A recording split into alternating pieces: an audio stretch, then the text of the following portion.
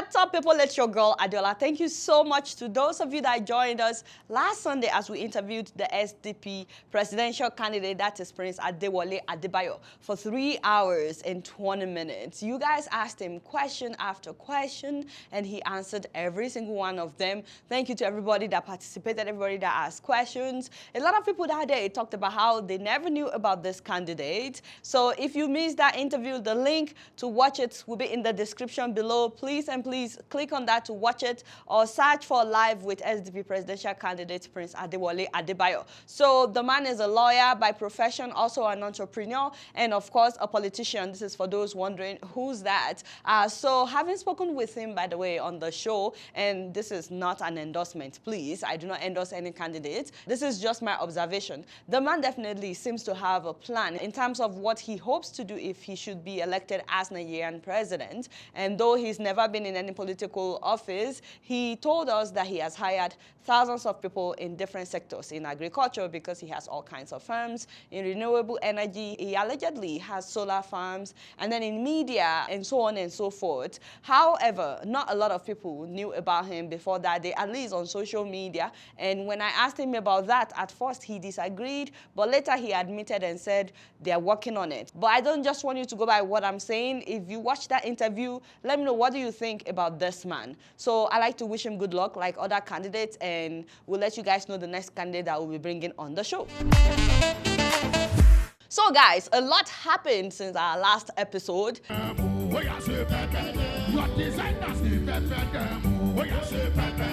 Are you alright? Is it? This show is for serious-minded people. Like, what is your problem? Like I was saying, did you guys hear what happened to my father? Just came to appeal to you to please invite FFK for a dinner. Please. No. It's too early for this. I refuse to talk about two adults having a cat fight on the internet. What kind of nonsense is that? In fact, since he brought it up, Uncle Dino and Uncle FFK, if you know that you want to fight each other, just meet up somewhere and fight each other. Nobody is begging you. What is this electronic fight that you guys are doing? No. Don't beg me. You were the one that brought it up. Doing skit in the name of fighting. If you want to audition for Nollywood, just go and audition. No, Janet. And I know I said I will not talk about this, but you know, maybe I should. Kaido, this one is your fault. Benny, because I was about to talk about something very important. But don't worry, I'll forgive you. Guys, if you are following me on Facebook, for example, you will know that Uncle Dino Melaye and Uncle FFK, Benny, Femi, Fanny, Kayode, that they were throwing jabs at each other, you know, for days. By the way, we are almost at 1 million followers on Facebook. Ooh, Father! I need to do special dance on that day. Special thanks to everybody that follows us on Facebook. Do you know that once we get to that 1 million, we must do giveaways, start saving money. But on a serious note, guys, just imagine if our Facebook family will also subscribe to our YouTube channel. We go down past 1 million since. Anyways, back to the drama that I did not want to talk about. It started with Uncle Dino saying in an interview that all the PDP governors spent money at the National Convention, aka bribe, you know, to get Senator Ayu elected as the national chairman. That it wasn't just Governor Wike, you know, that one that keeps dancing, singing, you know, that spent money. That was how Uncle FFK picked up on the bribe statement and accused my very own uncle, Uncle Dino.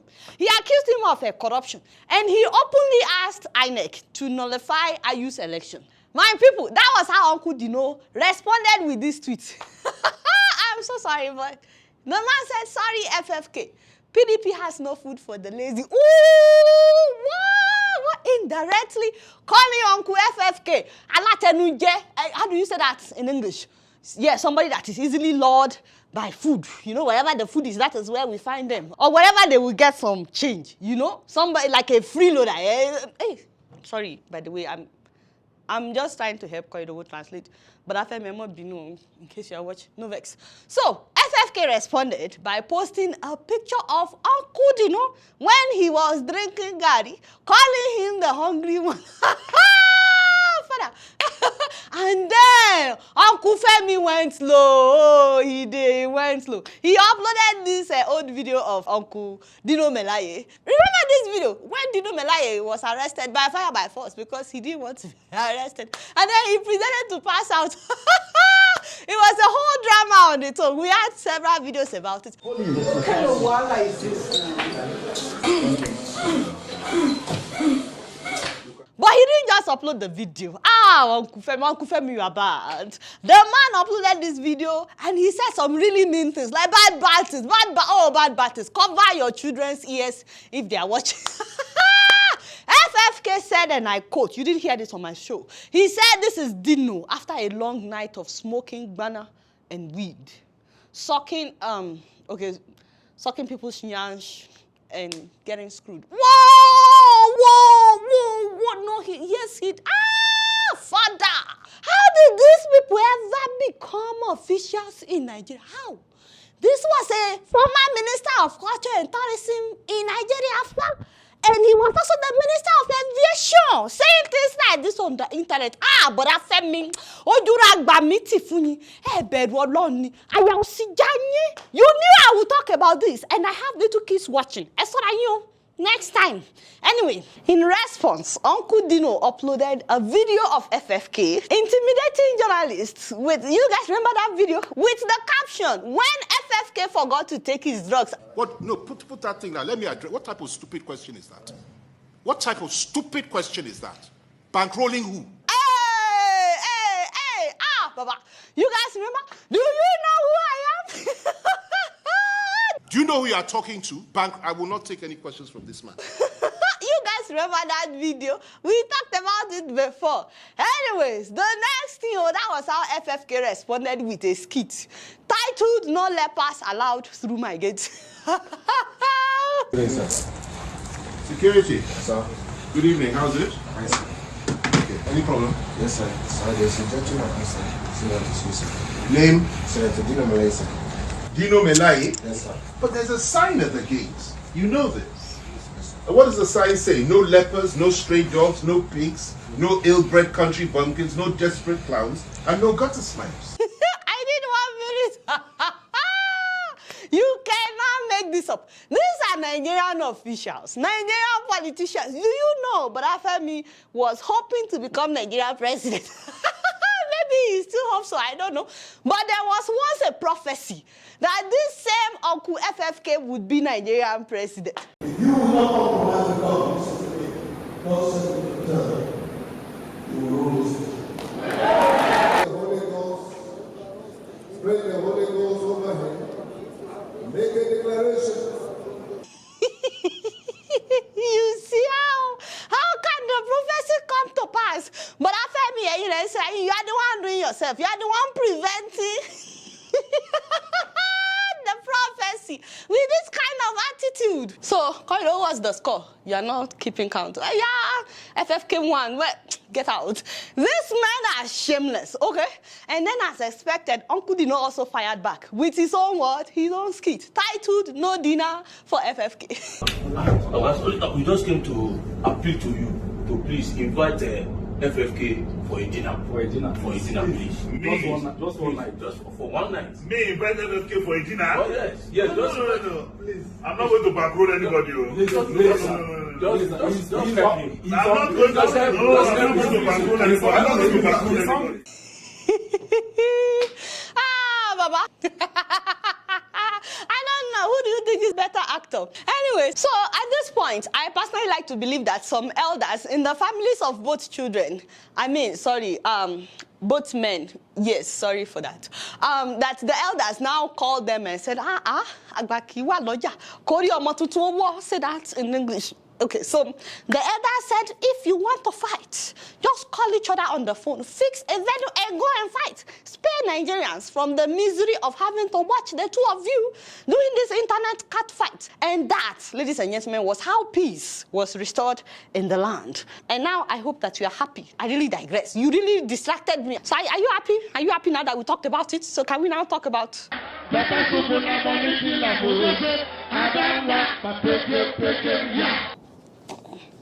Sorry, just 1 minute.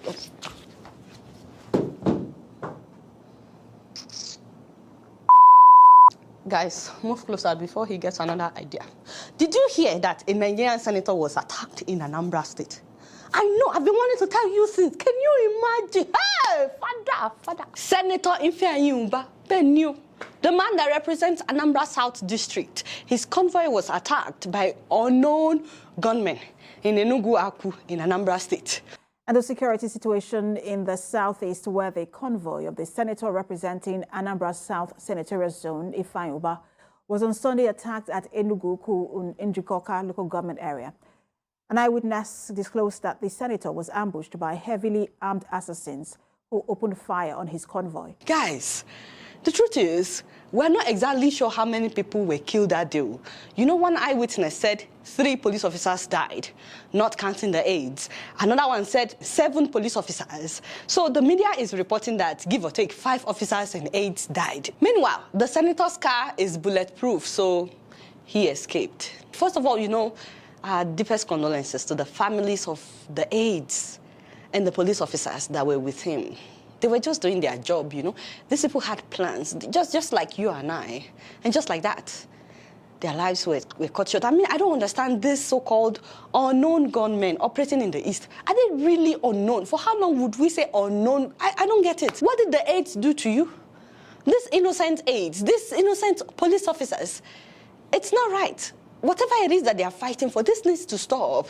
Too many people have been killed. Adding that the police remain committed to getting to the root of the matter. Meanwhile, one of Fayehun's aides who spoke on the condition of anonymity said the attack was an assassination attempt, but the senator was able to escape because his vehicle was bulletproofed. In the meantime, they said that the senator is receiving treatment. We know he wasn't shot, but he might have been injured. Now, online, it's been a mixed reaction. I've seen some Nigerians who are happy that my father survived, you know, thank God for your life. But then I've also noticed that some Nigerians are secretly celebrating, saying it's good for our officials to also have a taste of the insecurity that we've been complaining about. But I really don't know if this solves anything, because they may just bring more soldiers to come and harass people in Anambra State. Let me know what you guys think about what happened. We're happy that the senator made it, but those who lost their lives, it's so sad. Let's give our condolences again to the family members of those that died. May their souls rest in peace. Moving on to Kenya, guys. Congratulations to the new president of the Republic of Kenya, 55-year-old William Samoei Arap Ruto. He is now the 5th president of Kenya, and he was sworn in this Tuesday, 13th of September. Introduce to the people of Kenya the president-elect, His Excellency, Honorable Dr. Ruto William Samoei, and invite him to take his place in the inauguration dais. Wow. Congratulations, my father. Welcome to our radar on this show. Right now, you're on our Plasma TV. We'll be following your performance. Amen, somebody? Now, the outgoing First Lady, that is Margaret Kenyatta, gave the incoming First Lady, Rachel Ruto, a tour of the State House. I mean, just like that. I can't believe it's been 10 years since Uhuru Kenyatta became the president of Kenya. Actually, he was sworn in 2013, so almost 10 years. Wow, just like that. And now, William Ruto is starting a 5-year term. By the way, the stadium was so packed for the inauguration on Tuesday that some people got injured because they were crushed. And then, of course, some people said that they were beaten by the police. Scores of people were injured this Tuesday as thousands of Kenyans forced their way into a stadium in the capital, Nairobi, to witness the inauguration of the new president, William Ruto. According to a local medic, at least 60 people were injured. There were also scuffles between the supporters of the new president and the security forces. Really, Kenyan police on a day of celebration? How can we all just get along? I know that some people were climbing the fence, climbing the gate. Yeah, they shouldn't do that. But, you know, stop beating people. I'm just glad that nobody died, okay? Once again, congratulations to the people of Kenya. You guys not doing much. Guess what? I'm just keeping it real. So guys, I am so excited. Ladies and gentlemen, introducing the 15 minutes jollof rice. Hey, father, by Global Specialty Foods. That's a company owned by two amazing Nigerian women who are based in Canada. Mummy Unse Umo as well as Mummy Okpeoluwa Okunola. These women know what they are doing. When you see the packaging, you know what we're talking about. And by the way, one of these women, Mummy Okpeoluwa Okunola, has a Nigerian restaurant in Saskatoon, Canada. And jollof rice happens to be the most ordered meal, not just by Africans, by the way, people of all nations. Everybody wants her jollof rice. So she started thinking of how she could package it so that people can always have it to go. Especially those of you that travel a lot, you can still have her jollof rice. You no longer need to settle for anyhow food, my people. Just because you are traveling, you can now have all natural, no preservatives. So as in all the ingredients were carefully dried to preserve their natural flavor, texture, and color. Delicious. Need more. I tried the biryani. I took the regular home. Yeah. Tried the biryani. It's delicious. It's delicious. Oh, Father, you can make this in your microwave or on the stove. And because me, I like to keep it real, maybe it's 15 minutes in the microwave, but on the stove, it's more like 20-25 minutes. But we are keeping the name 15-minute jollof rice because that works for the microwave. So you can make this in your microwave or on the stove at home, at work, or on vacation, on a business trip. But let me warn you guys, if you want to make this thing at work, move closer because she sent me samples. The aroma will make your colleagues want to eat with you by fire by force. Please don't say I did not warn you about this. If you are a stingy somebody, it's okay. Just make sure that you make it before you go to work. But if you are trying to get the attention of that beautiful co-worker, for example, this is a very good way of winning somebody's heart. Oh, Father. All you need to do is add water, burn, and then, of course, a little bit of oil. But you know, if you are bougie and you want to be extra, you can just add water instead of oil. Some people are bougie like that. Some of our mummies, by the way, they are always carrying small bottles of anointing oil inside their purse anyway. So anointing oil, olive oil, it's all the same. So if you're on vacation and you pack this jollof rice with you, feel free to borrow mommy's anointing oil. By the way, I was very skeptical when she told me about this rice, but then when the samples arrived and I cooked it, I said, oh Lord, oh Lord. Okay, so I'm trying to be real with you guys. I don't want you to think that I'm psyching you up, but guys, the aroma. I couldn't believe it because I was cooking downstairs. I went upstairs and I was like, what's that? Is that a jollof rice? I ran downstairs. I was like, the devil is there. Like, I was like, damn. Sorry, mommy, in case you're watching. I did not expect for it to have that kind of nice aroma. It was smelling like the jollof rice that they make at wedding ceremonies or baby naming ceremonies. You know, the onje inawo. Thank you. I was pleasantly surprised, guys. The only thing that I added, besides, oil and water, was salt. And she told me that she didn't want to make it salty because of our elderly people. So keep that in mind. Some people would love it the way it is. Some people would like it like that. And then some people will say, pass me the salt. See me, I like to keep it real. That's why I'm telling you all this so that you won't be surprised. But guys, we have been traveling a lot lately. And last week when we got to our hotel, it was late at night. We were too exhausted to go out to eat. But guess who remembered to pack jollof rice? Oh, shit! That was how I made magic happen that night. My husband prayed for me from his soul. Then Surukason, he was...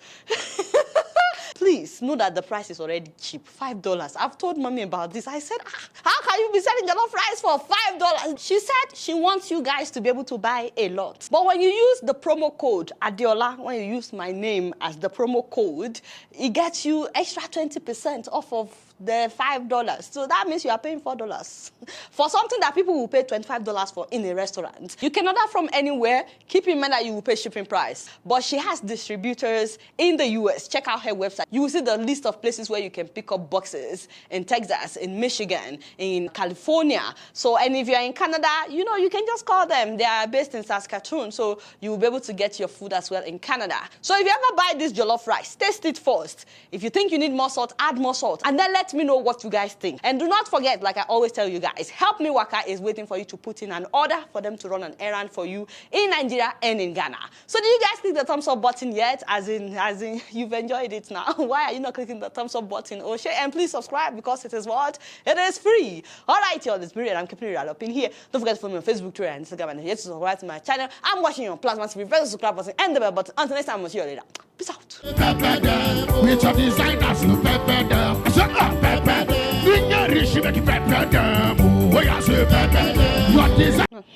Sorry guys. Sorry guys.